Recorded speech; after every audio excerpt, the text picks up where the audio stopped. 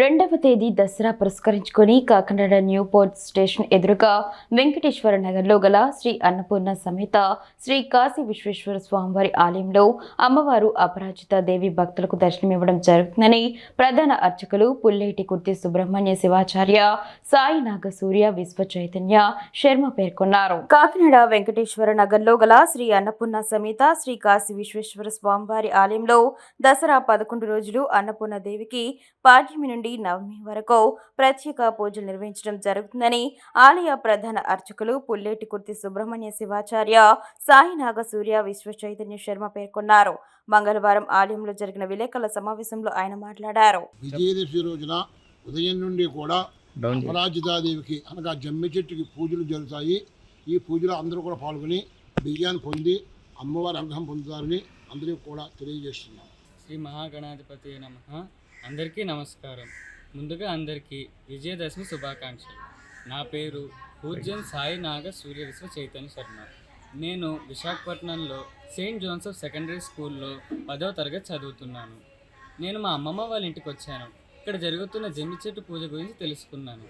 అసలు జమ్మి చెట్టు పూజ అంటే ఏంటి? ఈ సమస్త సృష్టికి స్థితికారుడైన ఆ శ్రీ మహావిష్ణువుకు దశావతారాలు ఎలా ఉన్నాయో ఈ సమస్త సృష్టికి మూలాధారమైన అమ్మవారికి కూడా 10 అవతారాలు ఉన్నాయి. ఆ అవతారాలలో అపరాజితాదేవి ఒక అవతారం. పూర్వం ఆచార్యులకు అపరాజితాదేవి ఆరాధ్య దైవం. అపరాజిత అనగా పరాజయం లేనిది అని అర్థం. పాండవులు తమ అజ్ఞాతవాస కాలంలో తమ ఆయుధాలను ఈ జమ్మి చెట్టు మీద దాచుకుని విజయదశమి నాడు శమీ పూజ చేసి కురుక్షేత్రంలో విజయం పొందారు.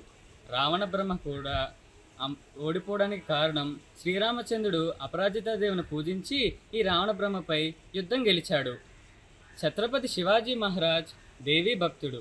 నవరాత్రులు జరిపి అపరాజితాదేవిని పూజించి ఆ అమ్మవారి అనుగ్రహానికి పాత్రుడై విజయ ఖడ్గాన్ని పొంది విజయుడయ్యాడు. బాల్ గంగాధర్ తిలక్ వంటి ఎందరో మహానుభావులు ఈ అపరాజితాదేవిని పూజించి ఆ అమ్మవారి అనుగ్రహాన్ని పొందారు. బకీం చంద్ర చటర్జీ అమ్మవారిని భారతమాతను అమ్మవారిగా పూజించి దేశభక్తిని ఖ్యాతిని చాటి చెప్పాడు. మహాకవి కాళిదాసు కూడా అమ్మవారి అనుగ్రహించే ఇన్ని మంచి కావ్యాలను రచించాడు.